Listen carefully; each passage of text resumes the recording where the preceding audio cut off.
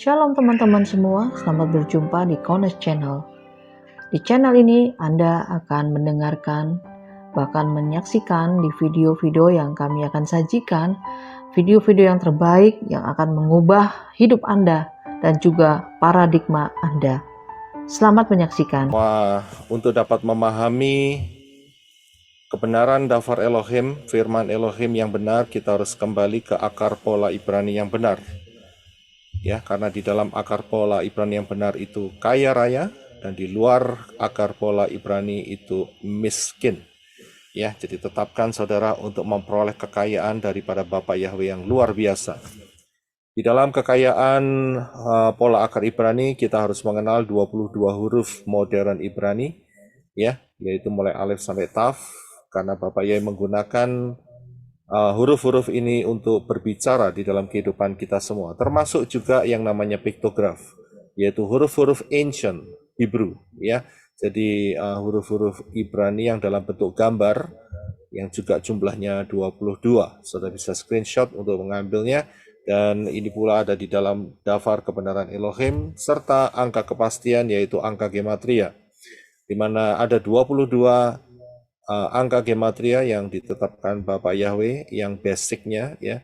Jadi dari alef itu 1, bet 2 dan seterusnya, sehingga sampai di taf itu 400. Saudara lihat bagaimana cara penulisannya beda dengan angka gematria daripada alfabet internasional ABCD, ya, itu berbeda. Jadi setelah 10 tidak ke 11 tapi ke 20. Jadi yod itu 10, kaf itu jadi 20. Ya, setelah itu kelipatannya 30, 40, 50, 60, 70, 80, 90, 100, bukan 101 setelah itu atau 110, akan tetapi kelipatan dari 100. Kof itu 100 dan kemudian res 200, shin 300 dan taf 400. Bapak yang menggunakan angka-angka gematria ini juga sebagai cara untuk memastikan kita tidak keluar dari jalur Bapak Yahweh, ya, angka-angka pastian yang luar biasa, dan ini merupakan satu paket yang luar biasa, ya, dan akan memperkaya kita dengan ajaib. Jangan pernah lupa juga bahwa prinsip nubuatan adalah pola, prophecy is a pattern. Ini sangat penting sekali. Yeshua pun menggunakan hal ini, dan kita temukan banyak hal, dan ini akan memberkati kita dengan luar biasa. Juga dalam hal pola satuan waktu daripada Bapak Yahweh adalah angka 7, angka Zayin. Ya, kita jangan pernah lupa akan hal ini, karena dengan pola angka 7 ini kita akan melihat penggenapan-penggenapan yang Bapak Yahweh kerjakan di dalam kehidupan kita, ya, di dalam zaman-zaman kita ini. Ya, haleluya. Nah, baik. Saya sebelum masuk di dalam materi, saya mau ingatkan bahwa besok, ya, malam ini khusus untuk yang ada di USA, ya. Saudara, semua yang ada di USA akan mengalami yang namanya daylight saving, mundur 1 jam. Ya, ini biasa terjadi karena selama fall dan winter, ya, musim gugur dan musim dingin itu jamnya mundur 1 jam. Tapi nanti begitu masuk summer akan maju 1 jam. Nah, pelayanan menorah akan mengikuti waktu Arizona. Arizona ini waktunya tidak berubah, ya. Jadi tidak akan maju, tidak akan mundur, tetap, ya. Jadi saudara yang harus bisa mengadjust sendiri untuk daerah-daerah di USA, karena saya tahu ada yang tinggal di California, ada yang tinggal di Alaska, ada yang tinggal mengikuti materi-materi ini ada di Portland, Oregon, dan juga ada yang di East Coast, ya. Jadi tolong saudara perhatikan jamnya, ya. Saudara akan terkena semua, yaitu daylight saving. Ini khusus hanya di daerah USA. Indonesia tidak berubah sama sekali, tetap, ya, waktunya tetap. Dan pelayanan menorah waktunya juga tidak berubah, ya. Jadi waktu kita tidak berubah, kita tidak maju atau mundur, tetapi kita tetap kalau hari ini Jumat, ya, Friday, kita akan mulai jam 8 PM malam, ya. Nah, saudara-saudara yang di West Coast, di daerah Oregon, kemudian daerah California akan mundur jadi jam 7, ya. Jadi saudara harus memperhatikan dalam hal ini, ya, sehingga waktu yang saya berikan tidak berubah mengikuti mundur, akan tetapi tetap jam 8 PM waktu Arizona, waktu setempat, ya. Jadi saudara yang harus mengadjust sendiri. Terima kasih, ya, khusus untuk yang USA, ya. Terima kasih, haleluya. Baik, sekarang kita akan masuk di dalam time travel session yang kedua. Saya hari ini akan bahas mengenai fase penciptaan, ya, fase penciptaan. Jadi kalau kita lihat, ya, ada 7 fase Dafar Elohim. Nah, 7 fase ini saya bikin secara personal, ya, secara pribadi untuk memudahkan. Ingat ya, tujuannya kalau saudara cari sendiri dalam firman ya nggak ketemu saudara. Karena ini saya bikin sendiri untuk memudahkan, ya, mengetahui posisi kita ini ada di fase apa yang kita sedang bahas, ya. Jadi ini untuk memudahkan, ya, untuk membuat mengorganize pola pikir saudara untuk mengenal firman Elohim, ya. Jadi saya bagi menjadi 7. Fase yang pertama adalah fase penciptaan dan pembenahan bumi, itu fase pertama. Fase kedua adalah fase kejatuhan sampai dengan air bah. Fase yang ketiga adalah lahirnya Israel sampai Israel terbuang di dalam masa pembuangan atau terjajah. Kemudian fase keempat adalah fase Hamasyah, ya. Fase yang kelima adalah fase Ruah Yahweh Elohim. Fase yang keenam adalah fase zaman akhir, dan fase yang terakhir yang ketujuh adalah fase setelah kiamat. Ingat ya, ini saya bikin sendiri untuk membantu saudara, memperlengkapi saudara untuk lebih mudah memahami.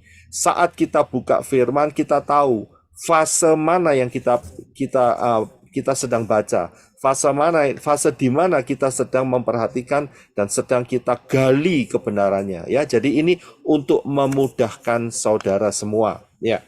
Puji Bapa Yahweh. Nah, kita lanjutkan. Dan ingat juga bahwa ada 4 faktor yang wajib dipahami saat membaca atau menyelidiki Dafar Elohim. Ya, yang pertama adalah posisi timeline itu di fase apa. Itu yang pertama. Yang kedua, saudara harus memahami konteks peristiwanya. Peristiwa itu mengenai apa yang terjadi, alurnya bagaimana, itu mengenai konteksnya. Kemudian siapa-siapa yang termasuk di dalam peristiwa itu merupakan konteksnya dan tidak bisa dipisahkan. Kemudian setelah itu, saudara boleh dibuat pertanyaan, apakah di dalam pembacaan Dafar Elohim saudara atau firman Elohim yang sedang saudara baca itu ada makna rohaninya atau tidak, ya. Kalau tidak ada, hanya faktor sejarah, ya biarkan saja sejarah. Tapi kalau ada faktor rohani yang kita bisa ambil, ya. Dan kita harus melihatnya melalui kacamata Yeshua HaMashiach. Ini penting sekali. Jadi setiap makna rohani kita harus melihat dari sudut pandang Yeshua HaMashiach. Karena kita hidupnya tahun 2023 dan Yeshua HaMashiach sudah datang 2000 tahun yang lalu, saudara. Jadi kita harus melihat dari sudut pandang yang benar, yaitu Yeshua HaMashiach, yang adalah Bapa Yahweh sendiri yang turun ke dunia. Jangan pernah lupa hal ini. Jadi istilahnya kalau saudara nggak ngambil dan ngawur, ya, mengaplikasikannya, itu berbahaya sekali. Jadi harus dilihat dari sudut pandang melalui Yeshua HaMashiach, ya, dari apa yang dikatakan dan dilakukan oleh Yeshua HaMashiach sebagai Torah Hayim, Torah kehidupan. Ini sangat penting. Garis bawahi di sini supaya tidak nyasar semuanya, ya. Kemudian yang terakhir adalah apakah ada faktor nubuat. Ya, jadi saya anjurkan kalau saudara belum mendengarkan yang sesi pertama, tolong saudara ke channel dan mendengarkan kembali, ya, untuk time travel ini sesi pertama. Apa yang saya maksud dengan nubuat? Nubuat, saya kutip sedikit aja. Di sini adalah mengenai kedatangan Yeshua HaMashiach yang pertama dan kedatangan Yeshua HaMashiach yang kedua. Ya, ini bukan nubuat mengenai personal nubuat, tidak. Saya tidak berbicara soal itu. Tetapi nubuat yang saya maksud di sini, apakah ada nubuat mengenai kedatangan Yeshua HaMashiach yang pertama atau kedatangan Yeshua HaMashiach yang kedua. Ya, jadi 4 hal ini sebagai landasan. Kalau saudara mau nambahkan, ya mungkin dipimpin oleh Ruah Yahweh Elohim, ya silakan saja. Tetapi saya berikan ini untuk memudahkan cara saudara, karena ada banyak, ya, anak-anak Bapak Yahweh yang sampai hari ini masih kacau balau pengertiannya mengenai Dafar Elohim, ya. Dan dengan pembahasan hal ini maka akan tersusun dengan baik dan akan menjadi berkat yang luar biasa, ya. Haleluya. Nah, ingat catatan penting bahwa kita harus tahu misi utama kitab suci, ya. Misi utama kitab suci adalah, siapa yang mau coba silahkan buka mic. Keselamatan, Pak. Ya, ya. Kita sudah pernah bahas masalah ini, ya. Terima kasih untuk jawabannya. Jadi misi utama kitab suci adalah penyelamatan manusia yang jatuh di dalam dosa.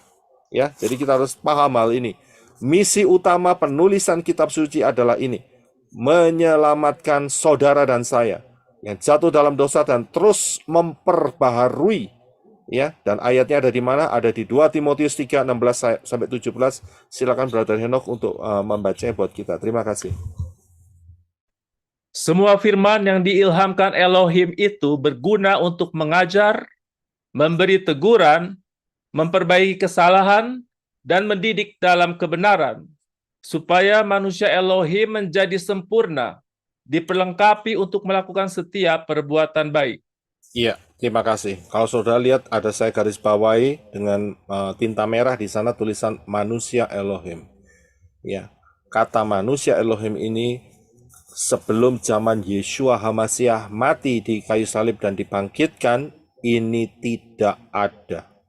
Ya, manusia Elohim, yang manusia yang di hybrid dengan ruah Yahweh Elohim, itulah manusia Elohim.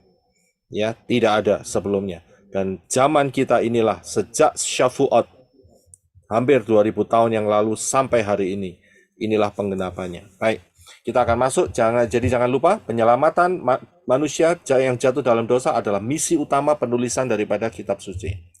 Ya. Ya, haleluya. Jadi kita lihat mengenai fase penciptaan, ya. Hari ini kita bahas mengenai fase penciptaan. Setelah ini nanti di minggu-minggu ke depan kita akan mengenai pembenahan bumi. Ya, saya bahas terpisah saja supaya lebih konsentrasi dan saudara gampang untuk menangkapnya, mudah untuk menangkapnya. Hari ini kita akan membahas mengenai fase penciptaan. Ya, saudara lihat di nomor yang pertama yang saya kasih panah ke bawah. Jadi kita bisa tahu posisinya ada di mana. Oh, posisinya jauh sekali. Ya, bahkan sebelum kejatuhan Adam dan Hawa. Ya, tidak tahu berapa lama, ya, karena tidak ada penanggalan saat itu. Jadi jauh sekali. Ya, kita nggak bisa menentukan berapa tahun kalau dihitung mulai dari hari ini. Ya, jadi ini adalah fase kekekalan. Ya, fase kekekalan. Ya. Baik, kita akan melihat yaitu akar permasalahan dunia. Karena kita hidup di tahun 2023, Saudara. Ya. Akar permasalahannya itu di mana? Itu seperti kalau kita melihat pohon, kita lihat dari akarnya. Ya, dari akarnya. Jadi semuanya sumbernya itu kita harus tahu. Kalau ada masalah, pasti orang-orang akan berkata, kita cari akar masalahnya di mana. Betul kan? Selalu demikian. Itu sudah umum, ya kan? Tapi yang paling unik adalah kekristenan di Indonesia. Nggak cari akarnya, tapi cari daunnya. Itu susah, saudara. Ya, nggak pernah akan ketemu. Tetap ngotot pakai, apalagi yang cinta dengan LAI, ya akan tetap tidak bergeming dengan nama Arab dan nama Yunani, saudara. Ya, karena tidak mau cari ke akarnya di mana. Ya, akarnya di mana kebenaran Ibrani ini. Ya, karena mereka tidak mau kembali ke pola akar Ibrani yang benar. Karena itu mereka tersangkut di ranting-ranting daun dan tidak bergoyang di sana, ya. Akhirnya juga dihempas angin dan roboh.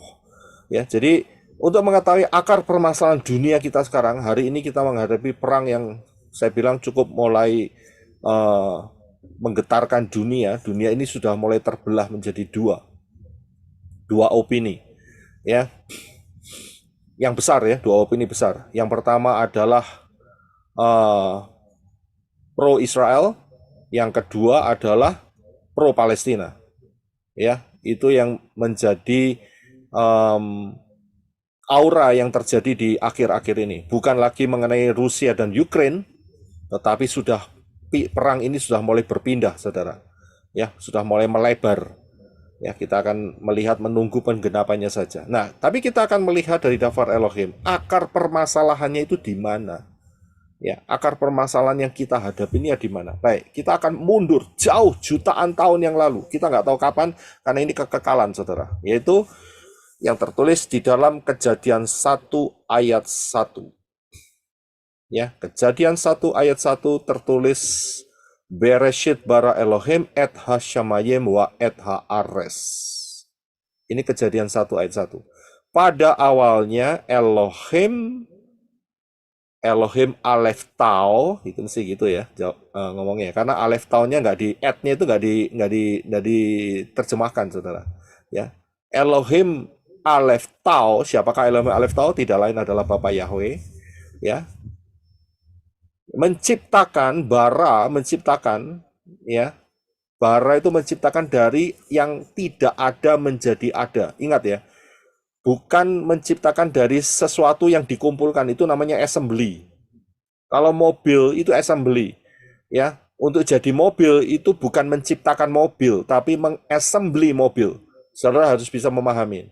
Mobil tidak diciptakan, tapi diassembly. Jadi kacanya sendiri, bannya sendiri, karetnya sendiri, setirnya sendiri, plastiknya sendiri, kursinya sendiri, digabung jadiin satu. Ya, itu namanya assembly. Tetapi bara di sini adalah menciptakan dari yang tidak ada. Sama sekali tidak ada menjadi ada. Itulah kekuatan Bapa Yahweh kita, yang mampu menciptakan dari yang tidak ada menjadi ada. Itu dengan menggunakan huruf bara. Ya, menciptakan apa?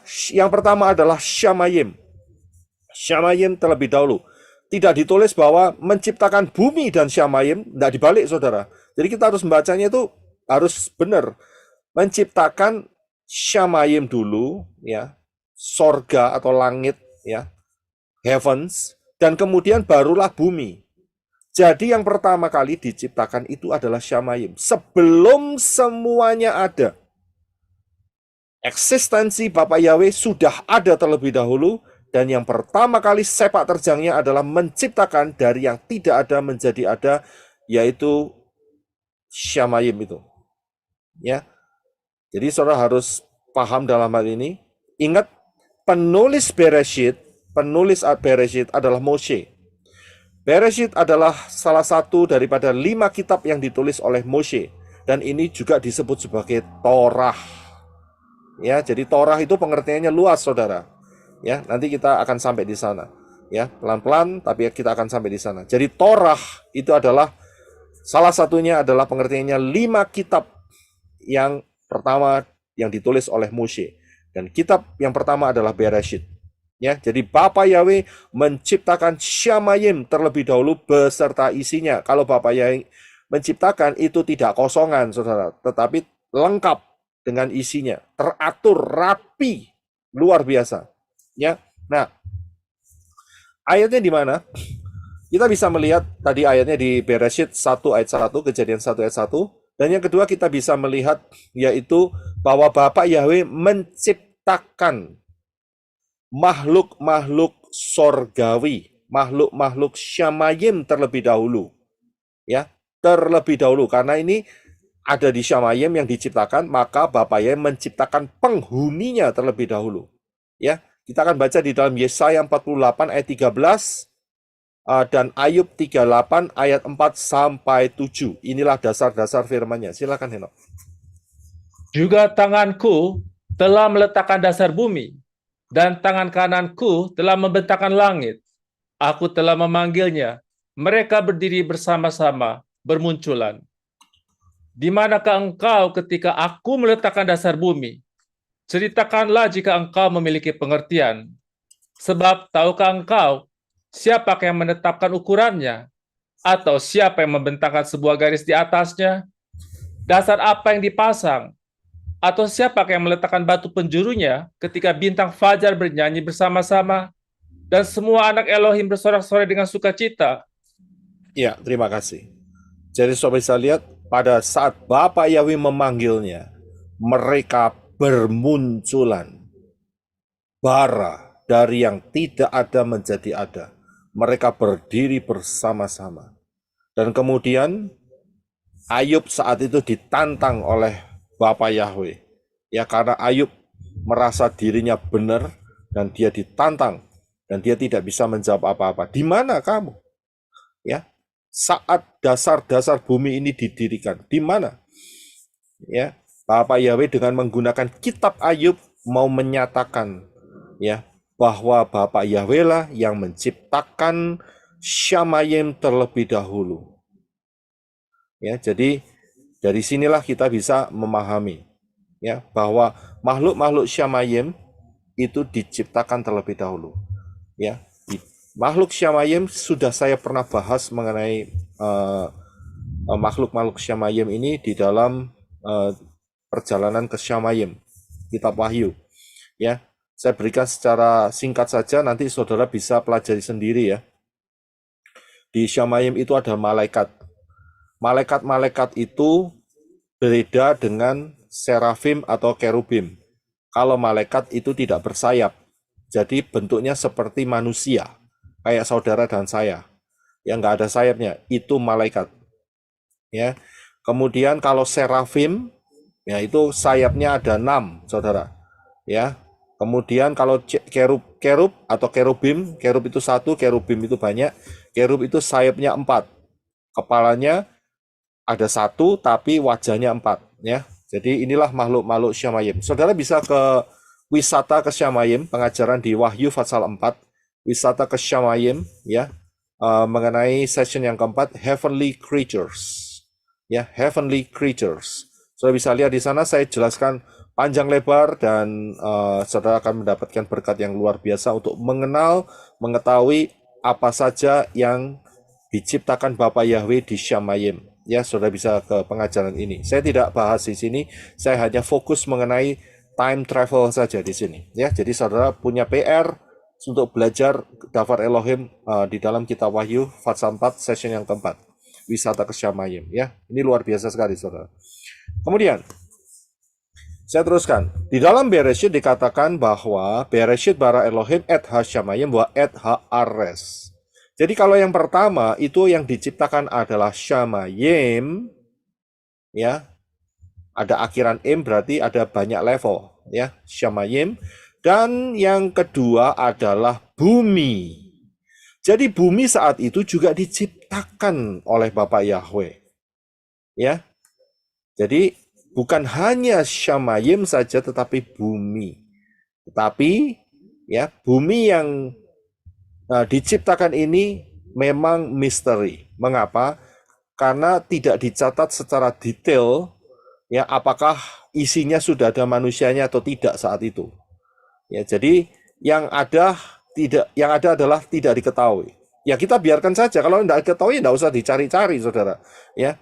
Nah, nanti setelah satu peristiwa pemberontakan di Syamayim, nah barulah kitab suci itu ditulis untuk, ingat ya, tujuannya tadi untuk apa? Untuk penyelamatan manusia. Ya, jadi itulah tujuannya. Jadi dalam hal ini kita tidak tahu, ini misteri. Ya, tetapi bumi sudah ada di sana, sudah dibentuk dan rapi. Ya, Bapa Yahweh tidak pernah membuatnya kosong, Bapa Yahweh membuatnya rapi. Nah, setelah dua peristiwa ini, maka ada satu peristiwa, saudara. Ya, dan peristiwa ini caranya Bapak Yahweh itu luar biasa. Saya terkagum-kagum. Caranya Bapak Yahweh untuk menjelaskan sesuatu yang terjadi sebelum bumi ini direkonstruksi kembali, yaitu dengan menggunakan yang namanya gambaran nubuatan. Ya. Nah, nubuatan yang dipakai itu adalah untuk Raja Tirus, saudara. Dan yang diutus untuk menulis nubuatan ini, memperkatakannya atau menyuarakannya adalah Yehezkiel. Jadi Nabi Yehezkiel diutus oleh Bapa Yahweh untuk memberikan prophecy atau nubuat mengenai merataplah terhadap Raja Tirus. Karena saat itu ada daerah Tirus. Ya, dan inilah yang dipakai oleh Bapak Yahweh untuk supaya bisa menjelaskan kepada saudara dan saya apa yang terjadi sebelum ya bumi ini direnovasi kembali oleh Bapak Yahweh. Ya, nah kita akan lihat ayat-ayatnya yaitu di dalam Yehezkiel 28 ayat 12 sampai ke 16.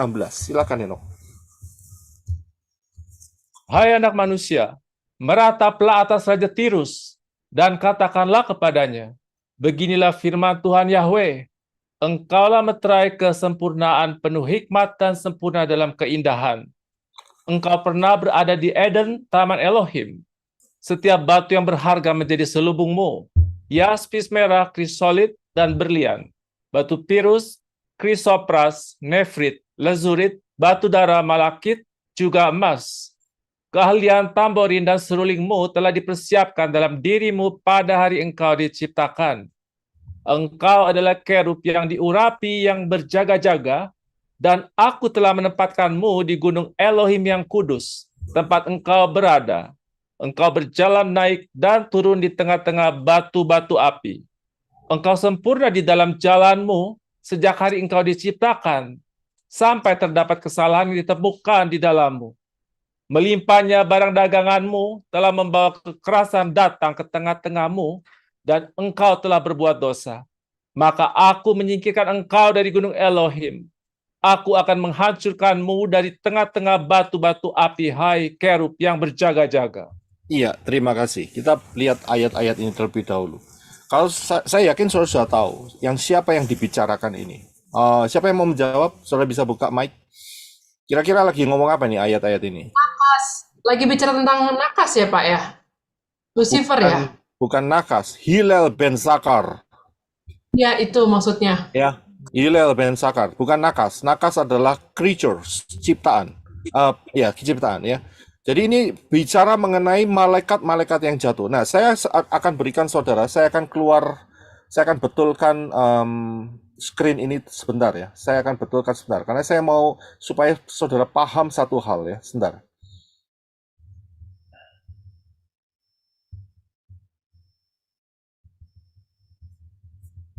Sebentar ya, saya akan betulkan sesuatu di sini.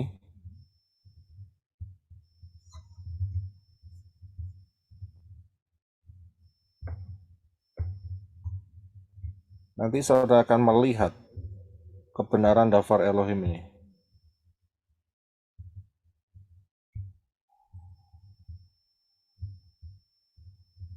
Ya, saya akan share lagi.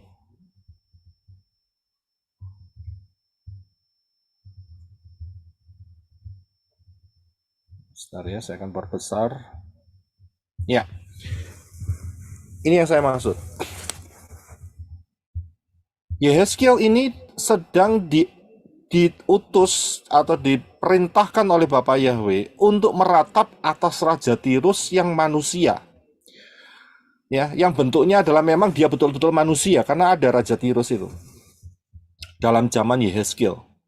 Akan tetapi saat ratapan itu ditulis, firman Yahweh itu langsung mengarahkan ya, Tirus itu seumpama dengan Hillel ben Zakar, atau yang biasa lebih dikenal ya sering didengar dengan sebutan Lucifer.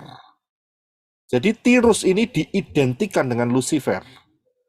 Dan langsung Bapak Yahweh itu menuliskan suatu kalimat bahwa engkau pernah berada di Eden, taman Elohim. Saudara bisa lihat. Kalau saudara perhatikan, saudara pasti akan bingung. Loh, bukankah Eden itu taman yang ada di bumi? Ternyata tidak demikian. Jadi, apa yang ada di bumi ini merupakan replika daripada apa yang terjadi di Shamayim sesungguhnya. Jadi di Shamayim saat itu, yang diciptakan oleh Bapak Yahweh adalah taman. Dan taman itu adalah Taman Eden. Ya, karena itu Firdaus di dalam bahasa Ibrani disebut Gan Eden. Ya.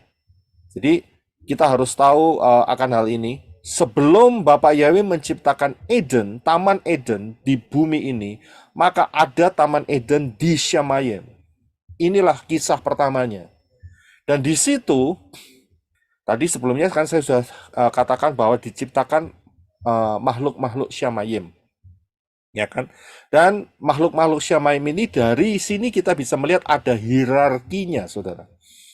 Ya, ada spesifikasinya. Nah, kalau sudah lihat di ayat yang ke-14, maka kita bisa tahu, ya, ingat, saudara nggak akan temukan ini di LAI. Ya, LAI ngomongnya lain. Siapa yang minta tolong Henok bisa baca enggak buat kita yang di LAI? Yehezkiel 28 ayat 14. Kan kita lagi Bible study ya. Jadi kita sekalian bongkar aja. Yehezkiel 28 ayat 14 yang LAI. Bisa tolong dibaca? Bisa? Ya, terima kasih. Iya.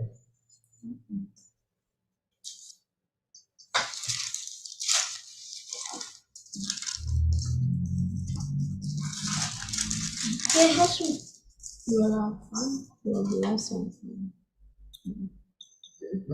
Enggak ada yang suruh siapa. Kuberikan tempatmu dekat kerub yang berjaga Iya, di terima Gunung kasih. Kudus. Ya, udah, itu aja. Terima kasih. Kalau sudah lihat di LAI, ya, tadi Brother Henok mengatakan bahwa kuberikan tempatmu di mana? Tadi ngomongnya gimana? Henok, tolong diulangin lagi. Kuberikan Tempatmu dekat kerub yang berjaga. Ya, kuberikan tempatmu dekat kerub yang berjaga. Tetapi di dalam terjemahan, kalau dari King James dan beberapa terjemahan yang lain, lebih cocok dengan ILT3 dan AMB. Yaitu bahwa engkau adalah kerub yang diurapi yang berjaga-jaga. Jadi, malaikat-malaikat yang jatuh ini, saya tidak bisa ngomong jenis malaikat ya. Makhluk-makhluk Syamayim yang jatuh ini, yang memberontak, itu levelnya adalah level kerub, saudara. Level kerub, kalau sudah tahu kerub, kita sudah belajar mengenai kemah suci ya. Kerub itu adalah makhluk penjaga. Ya. Dan kerub ini juga yang menjaga jalan supaya Adam dan Hawa tidak mengambil pohon kehidupan. Ya, yang ditempatkan oleh Bapak Yahweh itu bukan malaikat, bukan serafim, tapi kerub. Kerub yang menjadi tugas. Kerub itu kayak bodyguard begitu. Ya, jadi kerub itu pengawal daripada Bapak Yahweh. Pengawal yang bersenjata. Ya. Jadi itulah kerub. Jadi jenis malaikat yang jatuh, Lucifer atau Hillel ben Zakar, itu adalah level kerub, saudara. Bukan malaikat-malaikat biasa, bukan. Itu levelnya level kerub. Dan level kerub ini identik dengan level serafim. Ingat ya, bentuknya hampir sama. Jadi identik. Jadi betul-betul mempunyai kelas yang paling tinggi. Istilahnya jenderal itu jenderal tingkat bintang berapa? Jenderal paling tinggi jenderal berapa? 4 atau 5? Bintang 4, Pak. 4 paling tinggi ya? Iya. Jenderal paling tinggi adalah jenderal bintang 4. Jadi ini jenderal, saudara. Ya, bukan malaikat-malaikat RT RW gitu, bukan, saudara. Ya, atau kabupaten ya, bupati, ya, wali kota, enggak. Ini tingkat-tingkat jenderal, saudara. Ya, jadi saudara bisa paham ya di sini ya. Dan inilah yang jatuh, saudara. Dan penempatannya ada di Taman Eden. Ya, di Taman Eden. Dan saat mereka jatuh, saat mereka memberontak, ya, mereka itu ternyata memberontaknya bukan sendirian, tapi satu grup. Ya, satu grup. Dan kemanakah mereka dibuang? Ya, tidak lain mereka dibuang ke bumi. Nah, karena apa? Tadi kan kita dilihat di atas kan, bahwa Bapak Yahweh menciptakan apa? Syamayim dan bumi. Cuman itu saja yang diciptakan.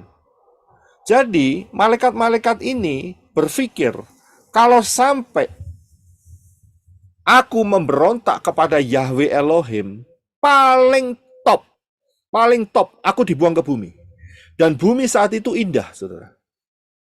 Ya, Bapak Yahweh tidak pernah menciptakan itu kosong, tapi indah. Tapi memang kita masih misteri apakah ada manusia atau tidak. Tapi yang jelas bahwa tempat itu sudah direncanakan oleh Bapak Yahweh, yaitu bumi. Nah, malaikat-malaikat ini berpikir, kalau sampai aku kalah perang dengan malaikat-malaikat yang setia kepada Bapak Yahweh, paling-paling aku dilempar ke bumi. Karena cuma ada 2 tempat. Dan memang betul, perkiraannya betul, saudara, bahwa mereka dilempar ke bumi, yaitu dalam Yehezkiel 28 ayat 17. Silakan Henok untuk bisa membacanya. Terima kasih.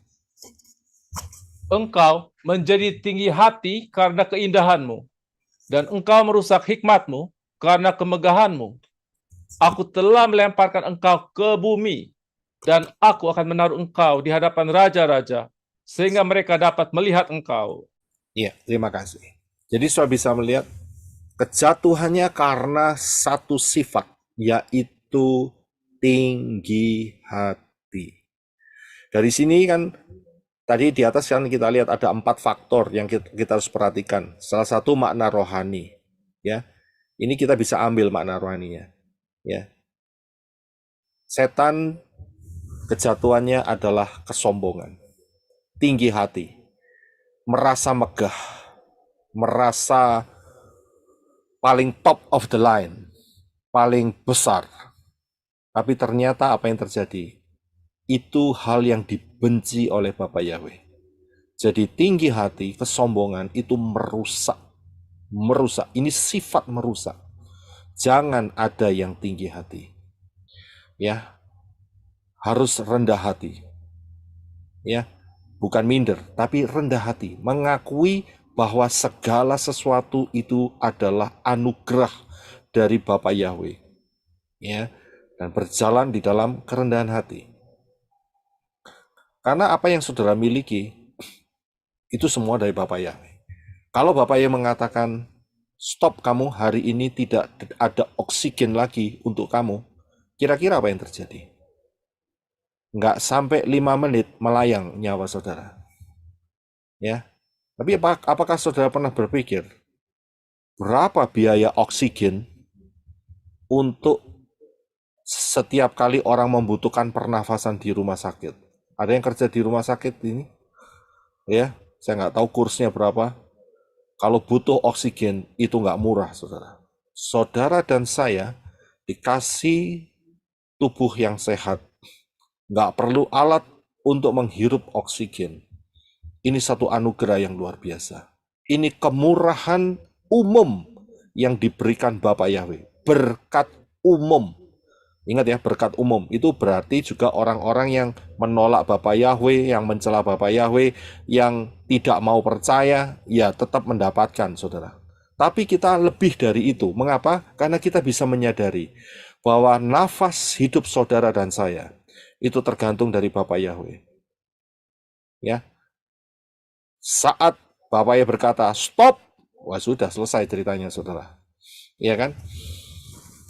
Nggak akan bisa diteruskan. Itu berbahaya sekali. Jadi kita bersyukur sekali kalau kita bisa mengenal Bapak Yahweh yang sangat baik, yang memberikan berkat secara umum dan secara khusus. Karena itu tidak ada yang perlu disombongkan. Tidak ada yang menjadi fondasi untuk kita tinggi hati atau bermegah-megah. Nggak ada. Ya, tidak ada. Kita sama di hadapan Bapak Yahweh dan kita mempunyai tujuan untuk menyembah Bapak Yahweh. Ya, nah, oke, baik, kita akan lanjutkan. Itu makna rohaninya. Nah, pertanyaannya adalah mengapa malaikat-malaikat yang jatuh ini, kerub-kerub yang jatuh ini tidak dilempar ke lautan api saat itu? Kira-kira jawabannya bagaimana, saudara? Belum ada, Pak. Belum ada lautan. Ya, Belum ada, Pak. ya. Benar, belum ada. Puji Bapak Yahweh, saudara sudah mulai banyak yang bisa memahami. Saya sukacita di situ. Ya, memang betul.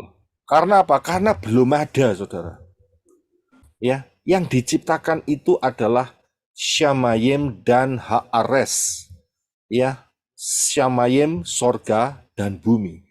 Lake of fire, lautan api atau Gehenna itu belum ada. Dan inilah yang menjadi alasan mengapa ya malaikat-malaikat berani memberontak ya. Jadi inilah yang menjadi alasan. Karena apa? Inilah ujian buat malaikat-malaikat. Jadi malaikat-malaikat kerub-kerub ya, serafim itu diuji saat itu. Ya kalau saat hari ini mereka sudah lihat ada lautan api ya mereka ogah untuk mau memberontak kepada Bapak Yahweh. Mereka lihat hukumannya sudah ngeri sekali. Dimasukkan belenggu-belenggu jurang maut ya. Minggu lalu kita belajar mengenai Wahyu, mengenai sangkakala yang ke-6, yang ke-5 dan ke-6. Saudara bisa lihat di sana. Itu ada 2 tempat belenggu ya, jurang maut, dan kemudian ada yang namanya sungai Efrat ya, minggu lalu kita belajar. Kalau hari ini ya mereka sudah lihat itu semua ya ogah untuk apa itu namanya untuk memberontak kepada Bapak Yahweh. Tapi saat itu lautan api belum ada. Saat itu belum ada. Ya, karena itu mereka berani. Nah, inilah merupakan ujian buat mereka. Saat mereka tidak diperhadapkan adanya satu konsekuensi yang buruk, apakah mereka mau tetap obey? Mereka tetap taat. Obey itu taat ya bahasa Inggris. Mau tetap taat kepada Bapak Yahweh. Karena mereka hanya milih 2 tempat. Mau milih Syamayim yang begitu indah, atau memilih bumi yang juga begitu indah. Pilihannya cuma 2, saudara. Nggak ada lain lagi. Nah, disitulah ujian daripada kerubim dan serafim dan para malaikat ini dinyatakan oleh Bapak Yahweh. Ingat, Bapak Yahweh menciptakan makhluk-makhluk Syamayim itu bukan robot ya.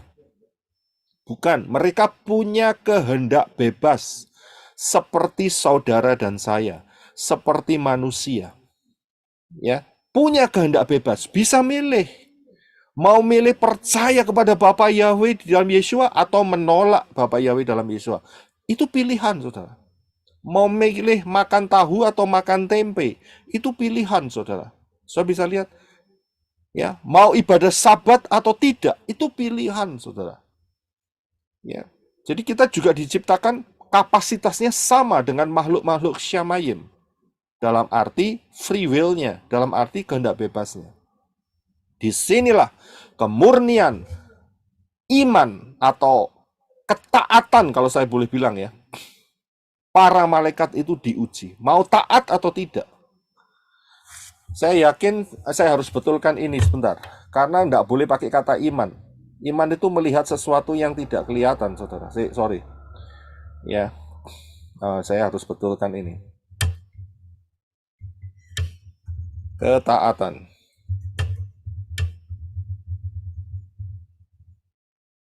Atau kesetiaan.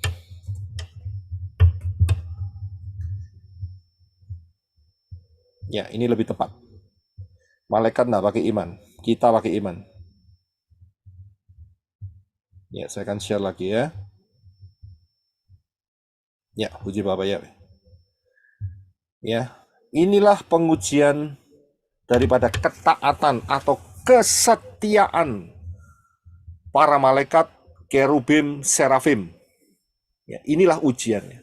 Ya, jadi saudara bisa memahami di sini. Dan sebagian mereka jatuh. Nah, saat mereka jatuh, ingat, malaikat itu punya hierarki. Ada jenderalnya sampai ada kopralnya. Ya. Jadi kita harus tahu tingkatan level-levelnya. Ya. Kalau setan yang jalan-jalan, yang gentayangan, yang bikin orang kesurupan itu kopral-kopral semua, itu RT, RW, ya, lurah itu ada di sana semua. Tapi kalau sudah rodok mahir, maksud saya bukan mahir, saudara agak tinggi, nah itu rohnya beda lagi, saudara. Yang paling tinggi adalah roh agamawi. Ya, nggak merasa bersalah, saudara. Ya, itu adalah level-levelnya. Baik, kita akan lanjutkan. Nah,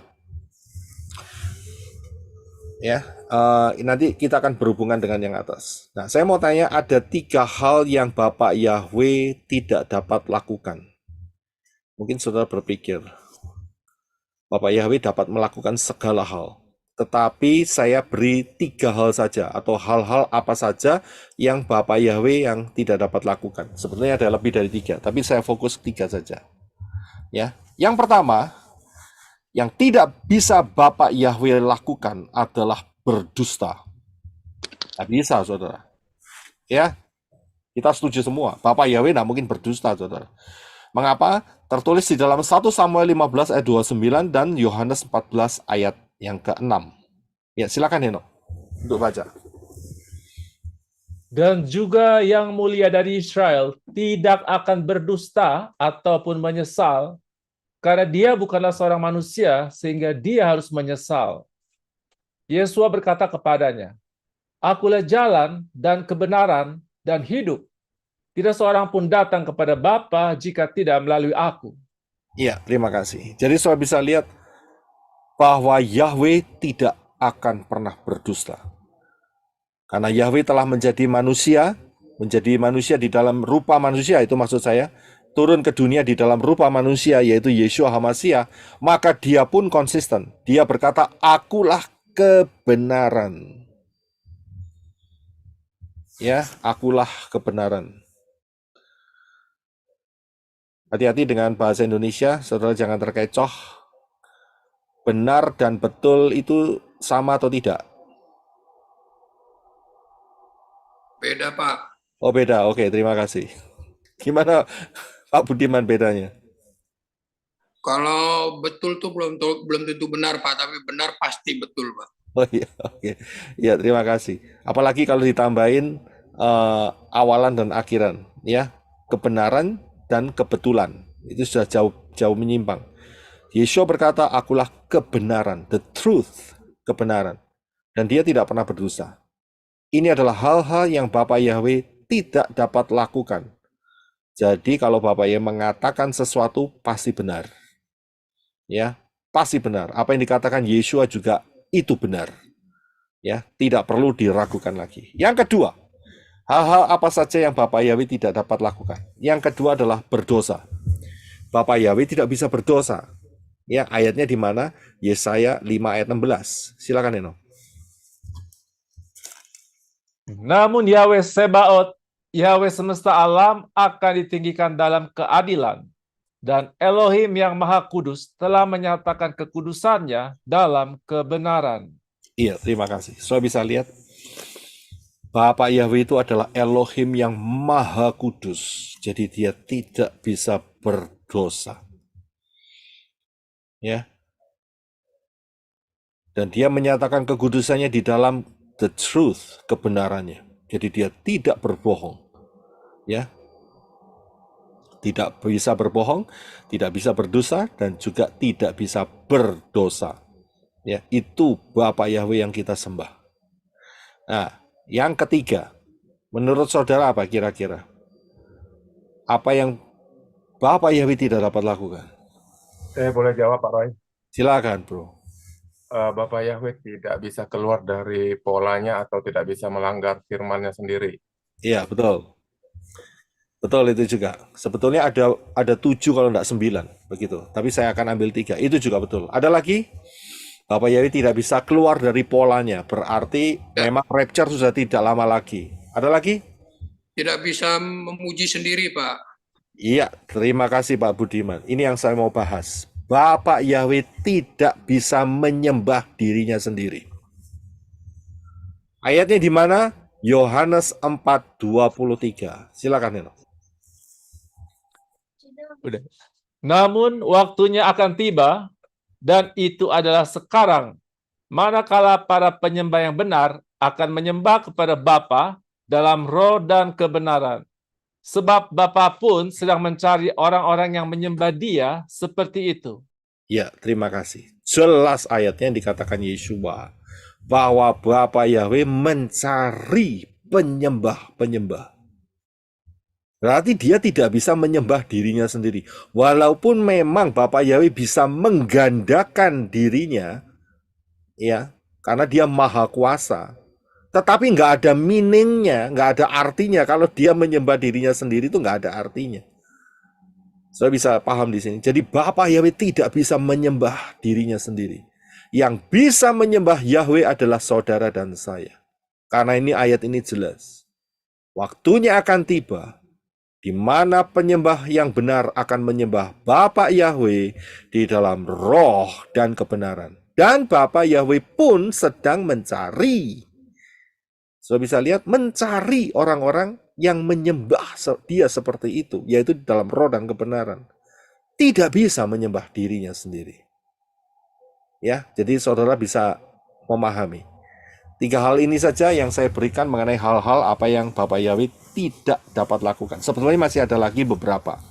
Tapi saya ingin fokus kepada soal menyembah. Menyembah ini bahasa Inggrisnya adalah worship. Ya, menyembah. Nah, apa definisi inti daripada menyembah atau worship? Siapa yang di sini kepingin memberikan jawabannya, silakan buka mic. Korban. Korban, apalagi? Ada yang mau coba?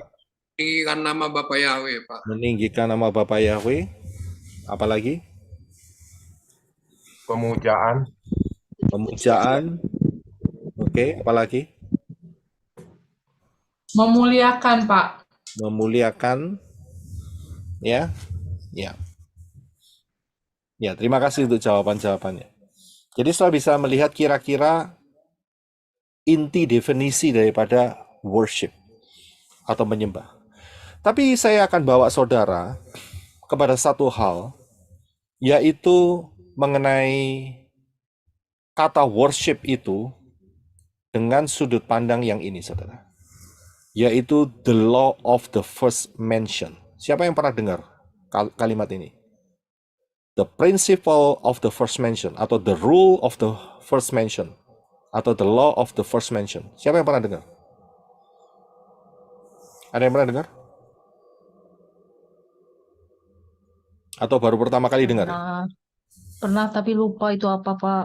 Oke. Berarti nggak banyak ya yang dengar ya? Iya.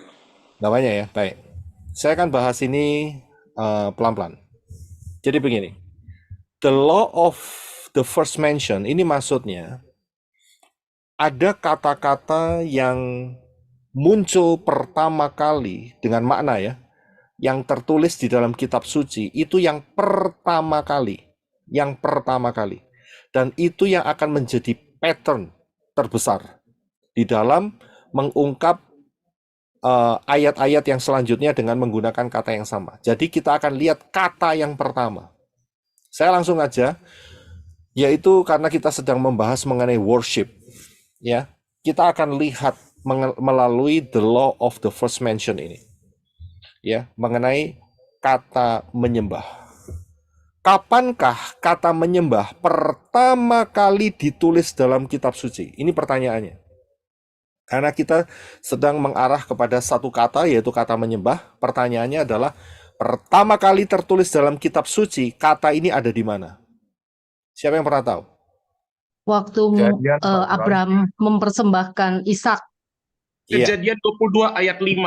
Ada kata worship pertama kali. Iya, bagus. Terima kasih.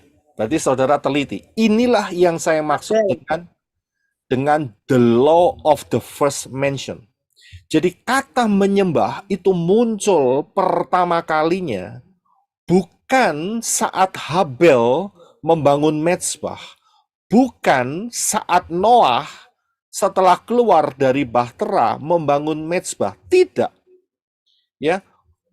Tetapi kata ini muncul pada saat Abraham mempersembahkan Ishak di Gunung Moria. Padahal Abraham itu berulang-ulang bangun mezbah. Tapi kata ini nggak muncul, saudara. Saya bisa lihat? Ya, saya ulangi lagi.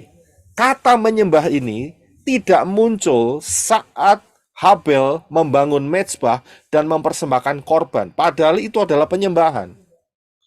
Juga kata ini, kata menyembah ini tidak muncul saat Noah keluar dari kapal di ark, ya, kapal bahtera itu, dan kemudian setelah air bahnya surut, dia kan bikin apa itu namanya, bikin persembahan, mempersembahkan korban.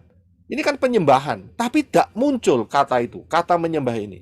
Juga pada saat Abraham sampai di tanah Kanaan, itu ditulis bahwa Abraham mendirikan apa itu namanya, altar, dan memanggil nama Yahweh di sana. Itu kan satu action untuk menyembah, tapi kata ini tidak muncul, ya. Dan kata ini hanya muncul pertama kali, maksud saya, pertama kali saat Kejadian 22 ayat 5, yaitu saat Abraham disuruh untuk mempersembahkan Yisak di Gunung Moria. Inilah yang saya maksud sebagai the law of the first mention. Pertama kali kata itu keluar. Silakan Henok untuk dibaca Kejadian 22 ayat 5.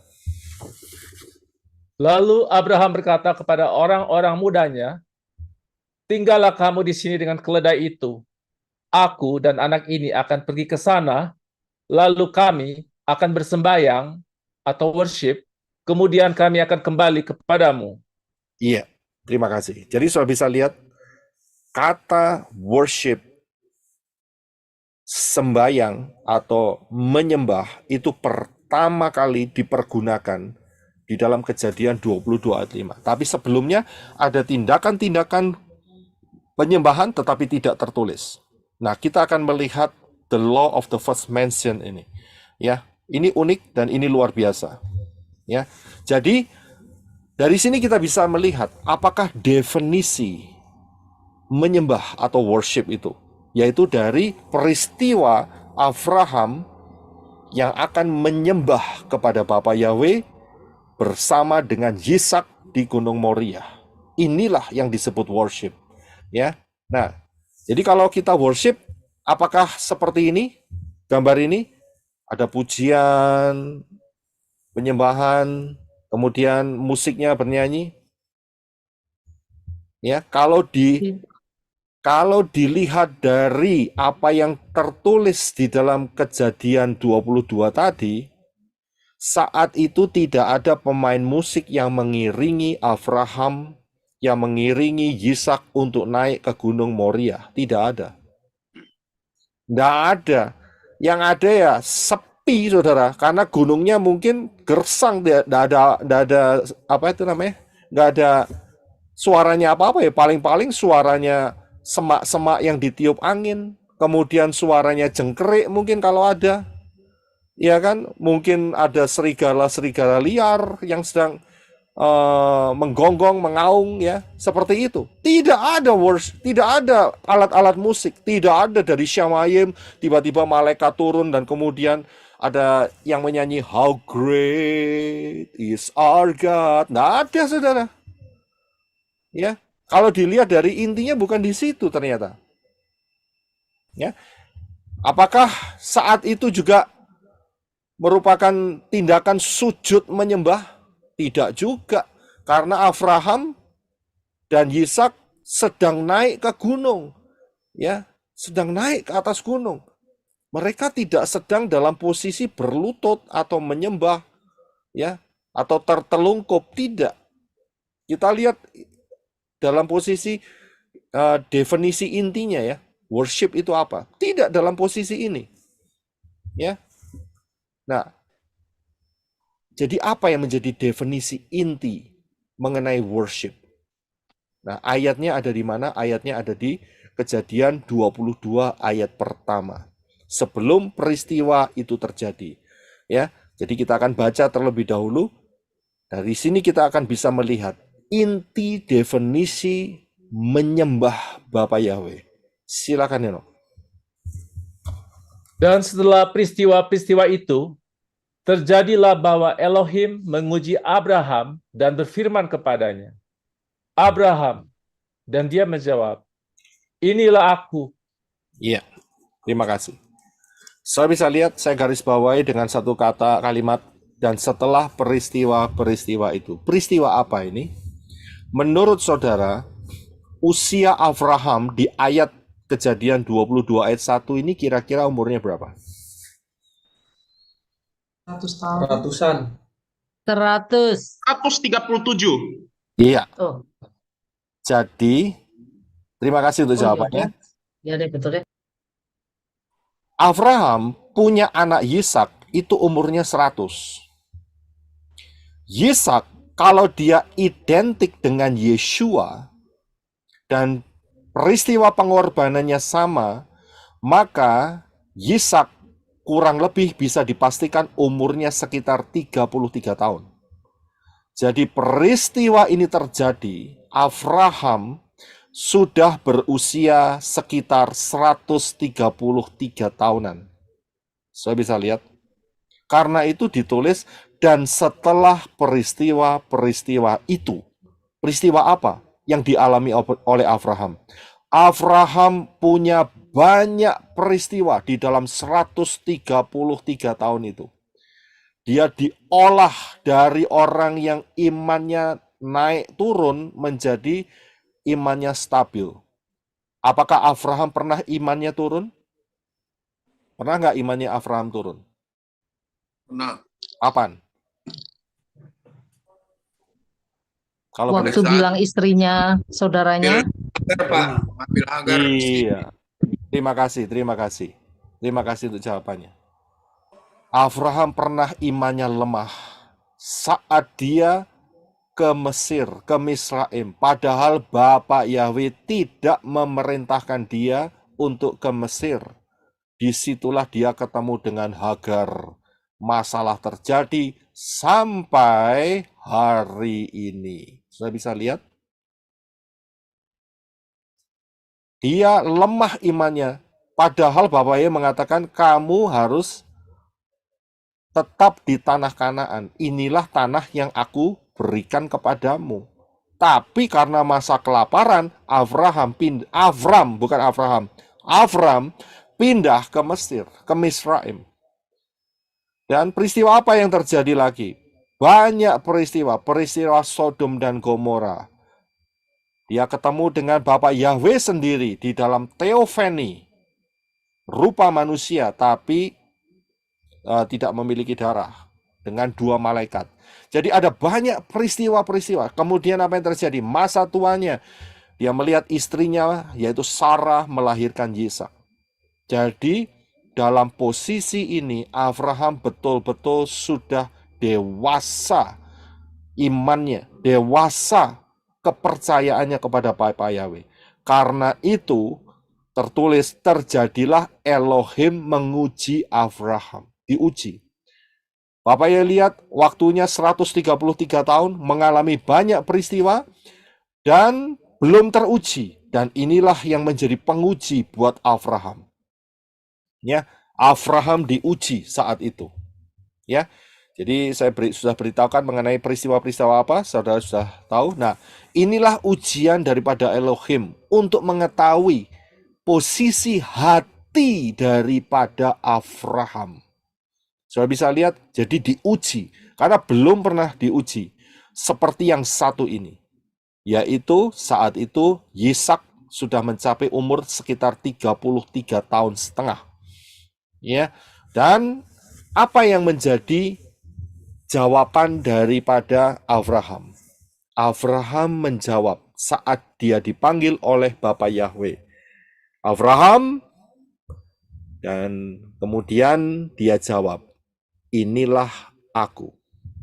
Nah, kalau saudara lihat kata inilah aku dalam bahasa Indonesianya ya demikian aja. Tetapi di dalam bahasa Ibraninya adalah hineni. Ya, hineni. Nah, makna daripada hineni ini adalah suatu kesiapan.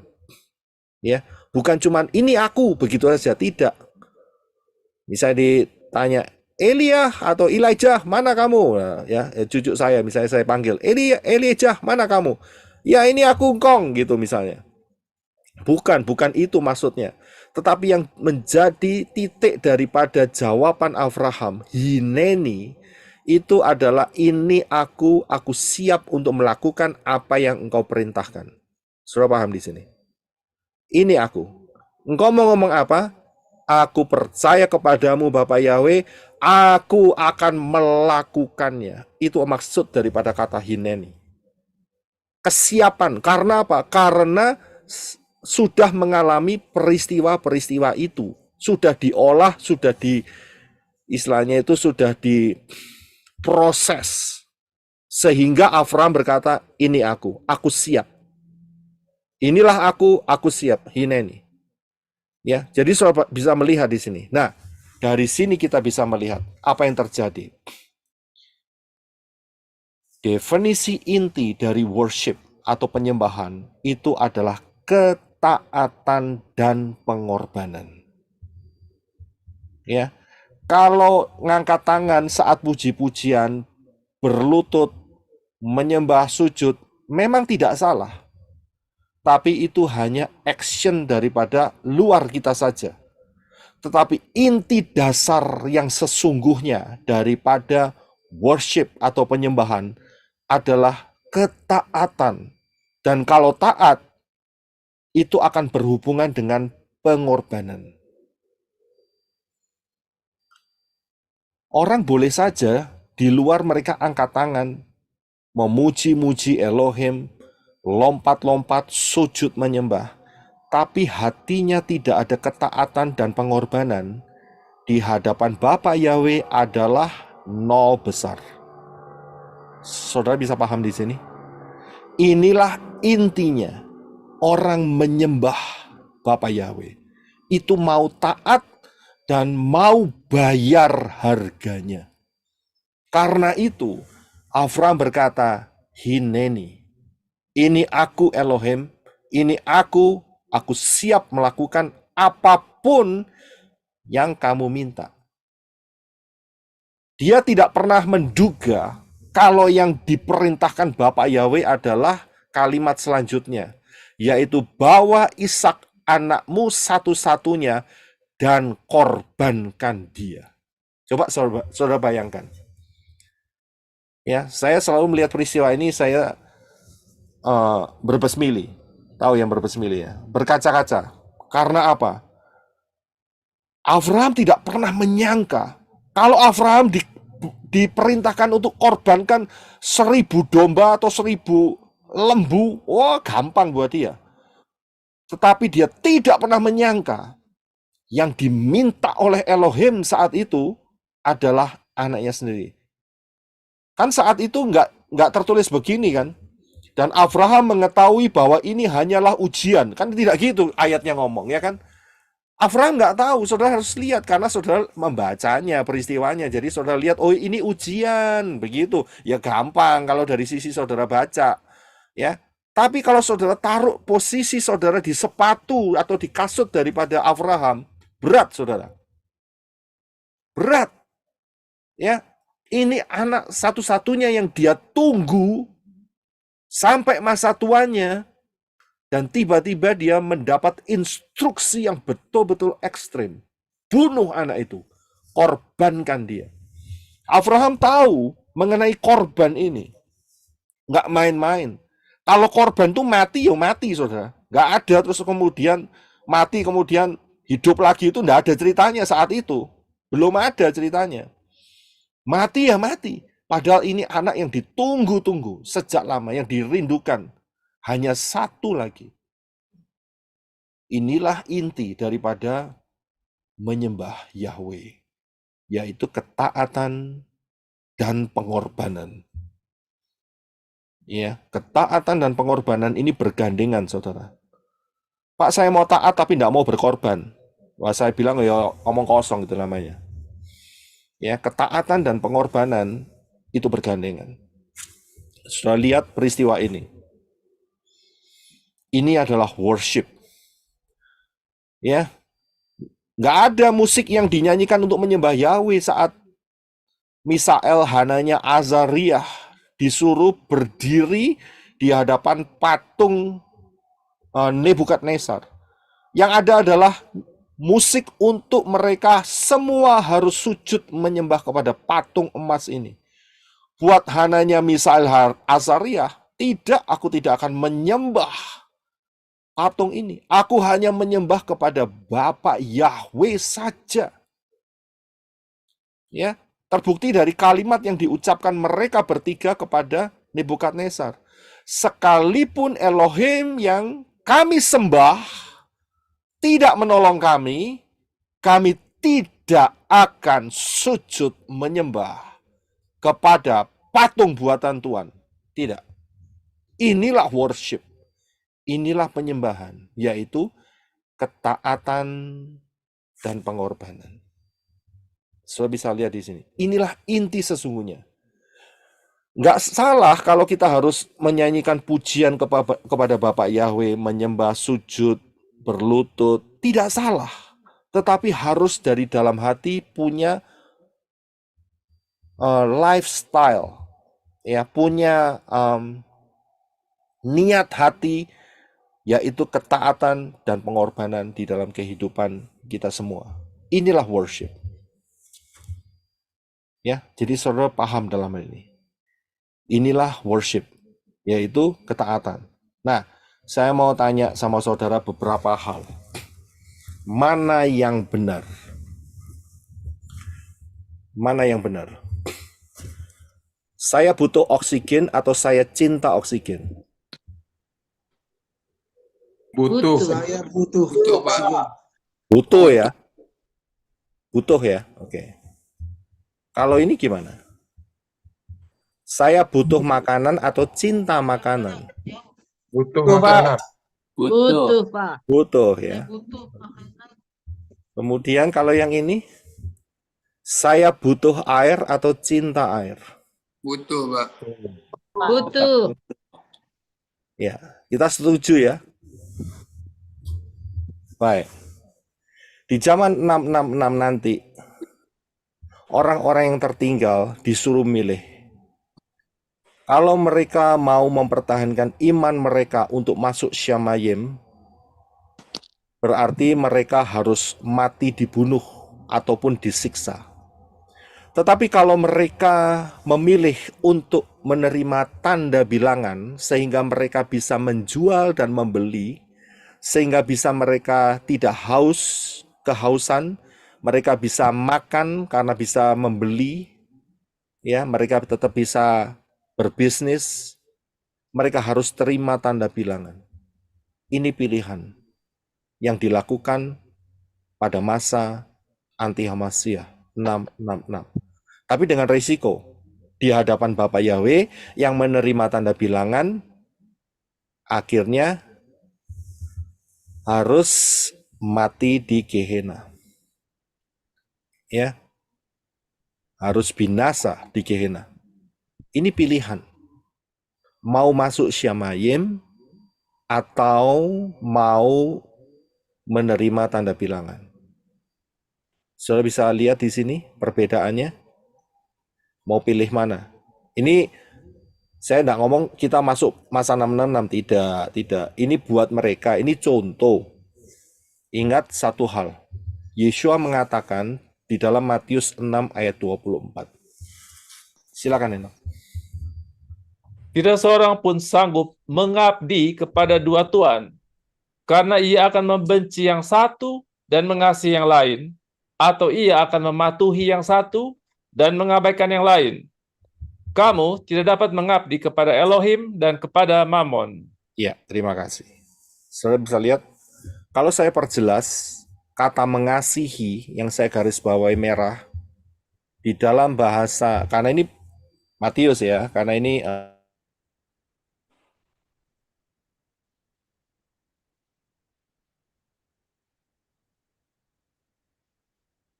kasih Elohim, mengasihi Elohim, cinta. Ya. Cinta kepada Elohim.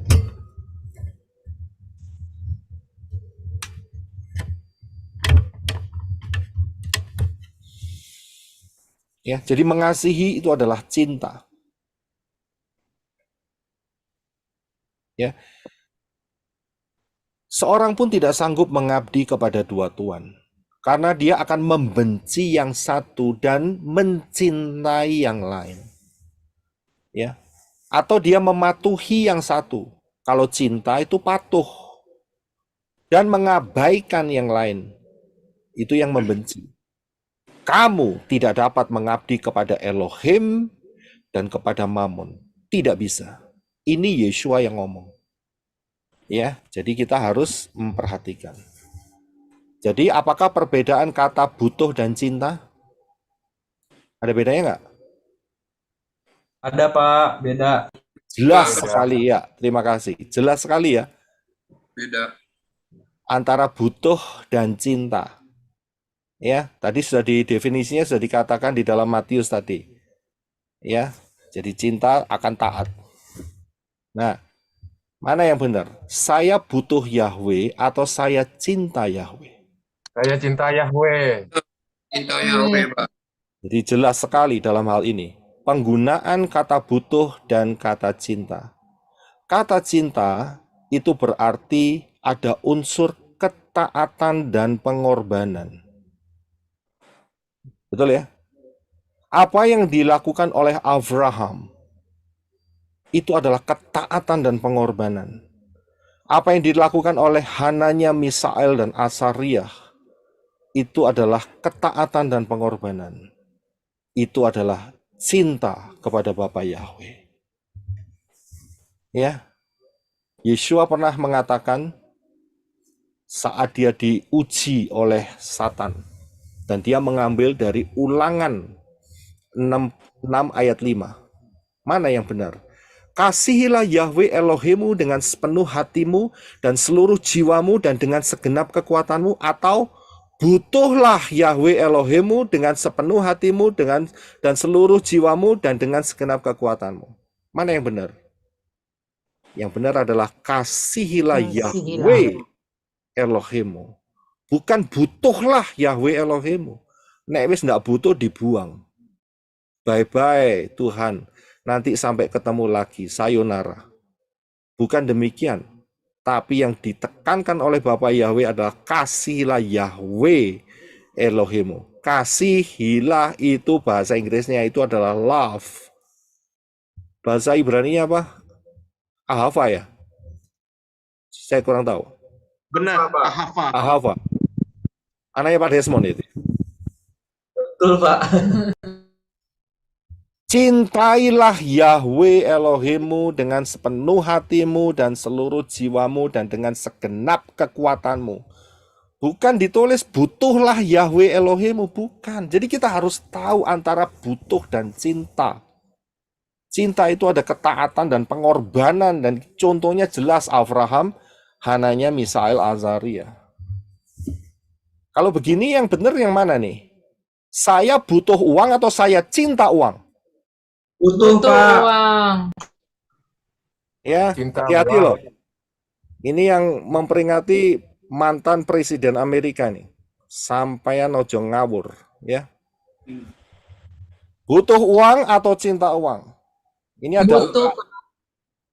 Ya, jadi kita tidak boleh ngawur dalam hal menggunakan kata-kata supaya tidak ada orang yang terkecoh. Ada uang? Jawabannya?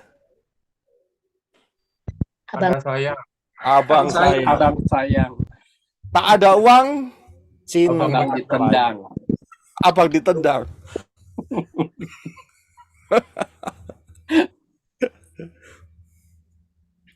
Jadi kita harus paham dalam hal menggunakan kata-kata supaya tidak terkecoh. Ya, kita ini butuh uang. Siapa yang nggak butuh uang? Kita butuh uang. Tapi kita tidak cinta uang. Kita cinta Bapa Yahweh. Pemberi uang itu. Ya, jadi kita harus paham dalam hal ini. Jadi saudara hati-hati. Jangan sampai tertinggal rapture gara-gara Matius 6:24. Karena apa? Tidak seorang pun sanggup mengabdi kepada dua tuan. Karena dia akan membenci yang satu dan mencintai yang lain. Atau akan mematuhi yang satu dan mengabaikan yang lain. Kamu tidak dapat mengabdi kepada Elohim dan kepada Mammon. Hati-hati saudara. jangan sampai ayat ini menjadi batu uji.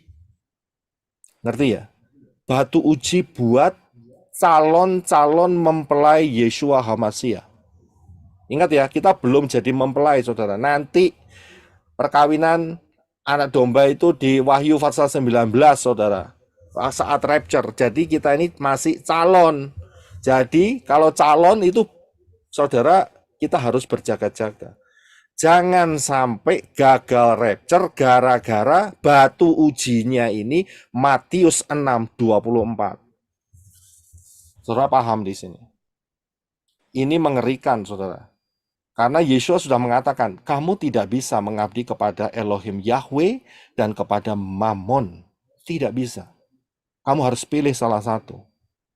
Ya, kamu tidak bisa mencintai Elohim Yahweh dan kepada Elohim Mammon. Mammon itu Elohim. Sesembahan kan Elohim itu. Jadi kita harus hati-hati. Ya. Perhatikan baik-baik. Jangan sampai tertinggal rapture gara-gara masalah yang satu ini. Ada beberapa hal yang bisa membuat orang ketinggalan rapture. Tapi saya berikan yang satu ini dulu saja. Ya, supaya saudara waspada. Saya ada sedikit kesaksian. Ya, saya ini ada sedikit kesaksian. Di mana saya pernah mengalami satu peristiwa, yaitu total saat itu betul-betul terpuruk, saudara. Ya, uang itu habis, tinggal sedikit. Dan saat itu ada seperti challenge atau seperti tantangan iman begitu. Ya, uang memang sudah nggak ada. Dan saya alami ini 2 kali peristiwa ini. Dan saat itu ada tantangan iman. Kamu mau beri atau tidak? Mau kembalikan atau tidak? Bukan kembalikan, mau beri. Saya sudah lihat saat itu nggak ada uang sama sekali. Tapi saya percaya. Ini kesempatan saya tidak akan lewatkan. Dan Ruah Yahweh Elohim mengetuk hati saya. Saya bilang, saya akan responi dengan benar. Dengan baik dan benar. Saya tahu posisi saya sedang tidak lagi di dalam roda keberuntungan. Tapi saya mau apa yang engkau mau, Bapak Yahweh. Aku akan berikan. Dan saya berikan. Ya, saya berikan. Itu peristiwa 2 kali, saudara. Apakah Bapak Yahweh tutup mata? Tidak. Ternyata saya dimasukkan di satu proses demi proses. Sehingga Bapak Yahweh bawa saya untuk mengenal Bapak Yahweh dengan luar biasa. Ini satu anugerah. Ya. Ini sangat luar biasa sekali. Dan saya melakukan beberapa latihan ya. Bukan latihan seperti ini. Kadang-kadang saya lewat, pernah satu kali saat itu saya ada di daerah Pasadena. Dan saya sedang mengurus mengenai cellphone kalau nggak salah, karena mau beli sesuatu karena rusak ya kabelnya. Tiba-tiba Ruah Yahweh Elohim bilang, perhatikan ada satu orang di sana dengan kelihatannya dia ada 1-2 anak. Dan Ruah Yahweh Elohim bilang, kamu beri dia. Cuman gitu aja. Saya hanya lihat ini satu kesempatan di mana saat itu saya langsung pergi ke toko sandwich dan kemudian saya berikan yang terbaik. Ya, saya berikan. Kalau ngasih nggak cuma makanan. Orang masuk makan terus, cuma makan kan, nggak juga minum kan. Kalau nggak gitu kan bahasa Norwegianya kan keseretan, saudara. Ya, makan tanpa minum. Jadi saya berikan 1 meals dan saya berikan kepada family itu. Ya. Ini cara yang Bapak Yahweh berikan dalam kehidupan saya untuk supaya saya mengasihi Bapak Yahweh dalam Yeshua. Ya. Dan kalau saudara mau dengar kesaksian daripada Ibu Ada Fangfang, itu lebih serem lagi. Karena apa? Seremnya apa? Seremnya karena saya ini dulu orangnya tidak mau bertobat, saudara. Namanya Kristen, dulu kan masih Kristen ya. Kristen tapi keseretan, saudara. Ya. Dan satu kali Bapak Yahweh memberikan challenge, kesempatan buat Ibu Adasa Fangfang. Ya, kalau yang saya saksikan mungkin kurang powerful. Mungkin Ibu Adasa Fangfang ada di sini nggak? Di Arizona, di mana bisa kasih kesaksian buat kita semua. Silakan yang.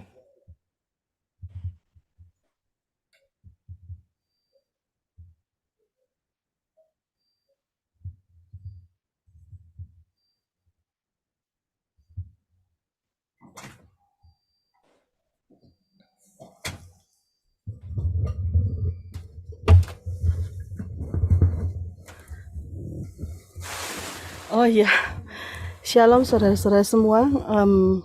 Ya ini kesaksiannya waktu itu kita ada di Indiana.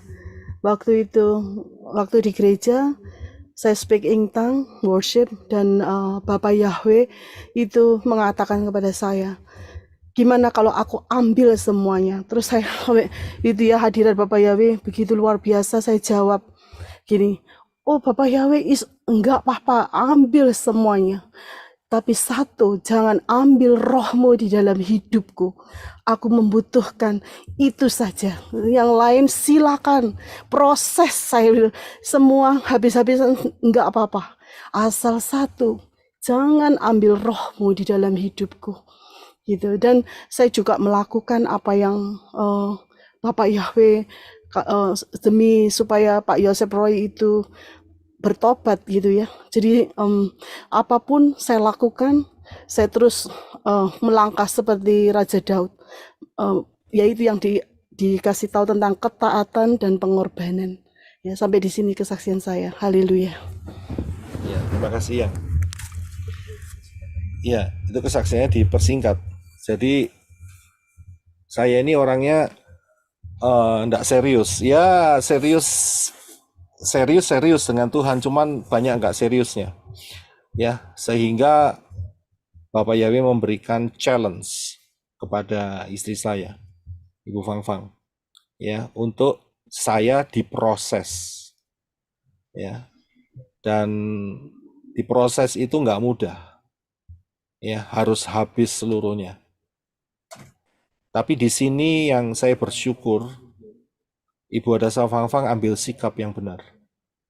Coba tidak, mungkin saya tidak sampai di titik di sini. Saya sangat bersyukur sekali. Karena begini saudara, saya mau saksikan satu hal. Saya pernah jauh ya, sebelum ministry, saat, yaitu tadi, Kristen keseratan tadi saudara ya. Itu di Amerika sini kan ada yang namanya, yang paling sering atau paling disukai masyarakat di sini adalah basketball, saudara. Ya, basketball. Dan basketball itu dibuat tombok, saudara. Saudara tahu ya, perjudian. Ya, judi online, tombok. Jadi siapa yang menang dengan selisih nilai berapa gitu. Saya sebetulnya nggak mengerti soal hal itu. Tapi ada seseorang yang ngasih tahu untuk ngajak join begitu. Bukan ngajak join, maksudnya begini. Dia ngasih tahu, terus kemudian saya kepingin join begitu. Karena saya lihat dia menang-menang terus, saudara. Wah, ini orang luar biasa nih. Dia ngerti caranya, saya nggak ngerti. Saya urun saja begitu. Dan betul, saudara. Apa yang terjadi? Saya menang. Ya, dia kasih tahu sama saya. Ini loh, kamu dapat segini, kita menang. Naik turun, menang. Mulai dari $500 sampai 1.000, sampai 3.000, dan ujung-ujungnya sampai 10.000, saudara. Ya, sampai 10.000. Itu kurs Indonesia sekitar, kalau nggak salah, tahun-tahun itu sekitar 10 ribuan rupiah per dolar. Jadi saudara bisa kira-kira tahu berapa ya kalau dikurskan. Saya dapat 10.000 US. Dan kemudian, wah, saya bangga, saya senang banget, saudara. Saya ngomong sama Ibu Fangfang, Ibu Adasa Fangfang. Nih, kita dapat uang banyak nih. Dia langsung mikir, kamu dapat dari mana uang banyak? Terus saya kasih tahu bahwa ada yang namanya jalur cepat, saya bilang gitu, yaitu pakai online dan kemudian menang 10.000. Saudara tahu reaksi istri saya? Dia langsung memarahi saya saat itu. Dia langsung ngomong begini sama saya. Kamu pikir kamu bisa mendapatkan uang itu? Dia bilang, itu bukan dari Bapak Yahweh. Uang itu akan habis dan kamu akan diproses Bapak Yahweh. Wah, betul, saudara. Nggak lama kemudian uang itu habis, saudara. Ya, saudara bisa lihat di sini. Kalau coba Ibu Hadasa Fangfang ikut bergembira, bersuka cita, waduh tambah rusak semuanya. Tapi untung Ibu Hadasa Fangfang saat itu dia memegang teguh Dafar Elohim. Ya, sehingga Ibu Hadasa Fangfang berkata, kamu lebih baik diproses Bapak Yahweh supaya kamu betul-betul taat akan Dafar Elohim, dan itu betul-betul terjadi. Saya pernah satu kali dikatakan ya saat itu ada perbincangan dengan Ibu Hadasa Fangfang, dan saat itu saya melakukan suatu yang mungkin suara saya atau terlalu keras sehingga Ibu Hadasa Fangfang bilang, keluar kamu setan. Waduh, ya benar. Saya diomongin, keluar kamu setan, sambil dia nuding saya, saudara. Saya pikir, loh aku ini suaminya dia kok dikatain setan, pikiran saya begitu. Saya langsung ngomong sama Ibu Hadasa Fangfang, aku ini suamimu kok katain setan. Terus Ibu Hadasa Fangfang ngomong gini sama saya, kamu kepingin setan itu tetap mencengkeram hidupmu atau keluar dari hidupmu? Ya aku kepingin keluar, ya karena itu aku usir setannya. Jadi saya bisa lihat seperti saya baru teringat setelah itu saat ketika Yeshua menegur Kepa. Ya, menegur Kepa. Get behind me Satan. Pergi ke belakangku setan. Padahal Yeshua ngomong sama Kepa saat itu. Dan saya menyadari, wah puji Bapak Yahweh. Coba nggak diproses, coba nggak ada istri yang betul-betul teguh untuk pengorbanan. Wah, saya tidak sampai di posisi seperti ini, saudara. Anugerah Bapak Yahweh ya tidak tercurah dengan ajaib dalam kehidupan saya. Saya bisa lihat di situ banyak orang-orang yang tidak mau pengorbanan. Banyak istri-istri yang atau suami-suami yang tidak mau ada pengorbanan di hadapan Bapa Yahweh. Ya, seperti yang kita bahas tadi, ketaatan dan pengorbanan. Ketaatan akan Dafar Elohim dan harus ada pengorbanan. Saudara tahu pengorbanan itu apa? Pengorbanan itu adalah darah, saudara. Darah itu dalam bahasa Ibraninya adalah dam. Ya. Dan saudara tahu dalam bahasa Ibrani juga yang namanya damim itu adalah uang. Ya. Jadi kita harus melihat kalau kita mau supaya suami diselamatkan, istri diselamatkan, listen, dengar suara Bapak Yahweh. Apakah saudara masih terikat dengan mamon? Itu pertanyaan yang harus saudara jawab sendiri. Ya, karena sudah ada contohnya dalam kehidupan saya dan saya sudah sharingkan. Saya tahu ini tidak gampang untuk memberikan sharing seperti ini, tapi inilah kenyataannya. Bahwa istri saya tawari 10.000 dari uang kemenangan basketball.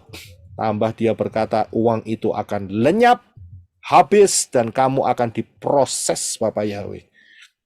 Dan itu betul. Saya diproses.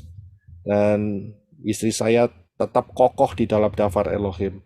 Dan Bapak Yahweh menolong kita satu keluarga. Semua untuk diselamatkan. Jadi, kembali lagi. Jangan tertinggal rapture gara-gara Matius 6:24. Jadi hati-hati di dalam penggunaan kata cinta uang. Hati-hati, bukan kata cinta uang yang tepat, tetapi membutuhkan uang. Kita butuh uang, kita tahu kita butuh uang, tapi untuk cinta, kita cinta kepada Bapa Yahweh, si pemberi berkat itu. Amin. Haleluya. Saya akan lanjutkan untuk session yang berikutnya di minggu-minggu yang akan datang. Bapak Yahweh memberkati. Dan hari ini kita sudah mencapai hampir 6.000 tahun setelah kejatuhan Adam dan Hawa. Tahun ini tahun 2023. Berjaga-jagalah karena rapture akan segera terjadi. Kita sudah masuk di dalam putaran Shemitah tahun yang kedua.